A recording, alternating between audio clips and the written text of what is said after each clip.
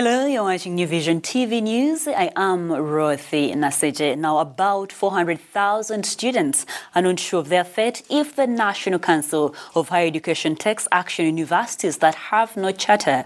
The universities were given provisional license, and upon fulfillment of their requirements set by the National Council of Higher Education, they would be given full license. The provisional license was supposed to last for 3 years, but the universities in question have not sought a full license. Maria Wamala has the story. For universities to operate, a charter is given by the National Council for Higher Education to legitimize the university's existence. The acting executive director, Dr. Alex Mujisha Kangume, made an announcement that 32 universities that have operated for more than 3 mandated years under a provisional license face closure if they do not expedite the process of acquiring a charter. The council has given the universities a 12-month ultimatum to acquire a charter or be closed. What we are saying is that, like any other system, there is where you start and where you end. You start at internship when you're opening a university that allows you to prepare, to put things together, to mobilize resources, and when you are ready to offer education, you come for a provisional license, you do that one, then you are monitored, and after that one, you say, now I go to the highest in terms of our accreditation, which is charter. A provisional license is a certificate granted by the National Council for Higher Education to an applicant wishing to start a private university. At the point of application, a letter of interim authority should be valid. So what we are saying, we've invited the university provisional license here today to help them progress up to charter status, because that's what we want. Charter is the highest license. I don't know if that... And it is not done collectively. We cannot pronounce today that all universities on provisional tomorrow will be chartered. No. Each university is at its own level of progression. A charter is granted to universities that have demonstrated high quality in staffing, teaching and learning, resource output, extension services, infrastructure development, and good governance, among others. For any institution to be accredited, the National Council for Higher Education must be satisfied after a series of inspections and visitations that the institution concerned has adequate physical and financial resources, viable programs, adequate qualified staff and structures of governance to deliver quality higher education. Some of the 31 universities that await closure include St. Lawrence University, Mutesa One Royal University, All Saints University, Lango, Isbat University, Victoria University, among others. The full list is in today's copy of the New Vision. When these universities are closed, thousands of students will meet a halt in the education process. Several teaching and non-teaching staff will join the huge unemployment force already in the country.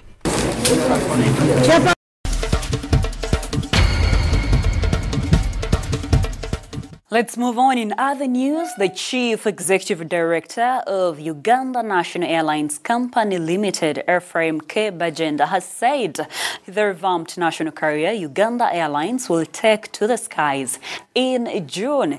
Now, Uganda has a plan to have the first aircraft by the end of February and the second one in March. Bajenda said the assembly of the first plane started some time back and it has been painted and configured.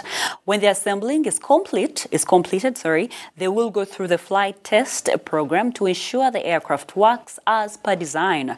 In the next 2 or 3 weeks, it will be on flight test. Now, during the press conference at the Ministry of Works and Transport offices in Kampala on Wednesday, Bajenda said the third aircraft is expected in July, whereas the fourth will be in the country by September.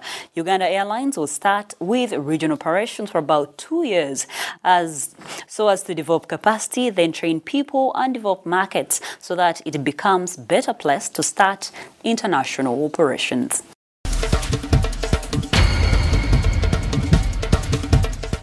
Let's move on to sports news, where Rugby Cranes coach Tolbert Onyango has vowed not to let indiscipline jeopardize his team's target of qualifying for the Tokyo 2020 Olympics next year. Onyango says discipline is among the key factors that contributed to the team's failure to defend their Africa Rugby Sevens title they won in 2016 and 2017 in Kenya and Uganda, respectively. Last year, Uganda finished third during the tournament held in Tunisia last October. Uganda defeated Tunisia 14-10, beat Madagascar 24-19, smashed Ghana 45-0, and whipped Senegal 31-0, but lost in Zimbabwe 24-19 in the semi-finals. Now, Africa 7th, which will act as the Olympic qualifiers, may be held in October.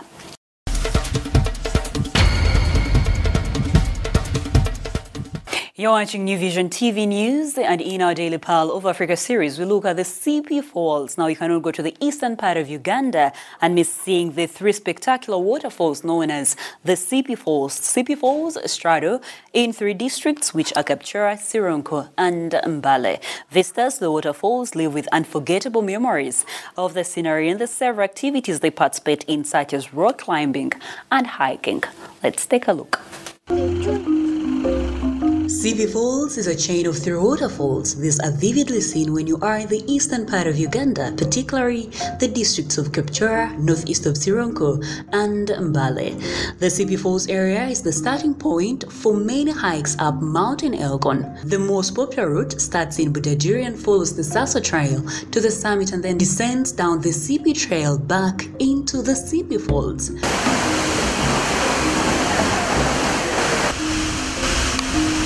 Hikes around the falls offer stunning views of the slopes of Mountain Elgon.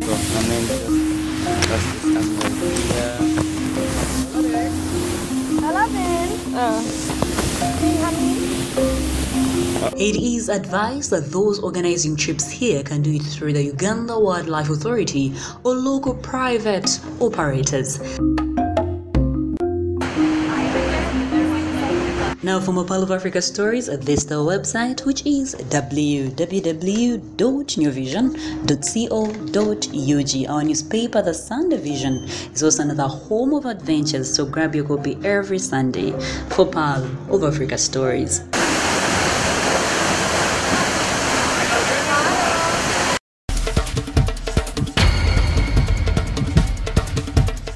That's all we had for you. Thank you for watching. Be sure to catch more news updates and other programs here on New Vision TV by visiting our website, which is www.newvision.co.ug/video. You can also follow us on social media. Facebook is The New Vision, Twitter is @NewVisionWire, Instagram is @NewVisionWire, and our YouTube channel is New Vision TV. Follow up with me on my Twitter handle. I am Ruth, the Voice.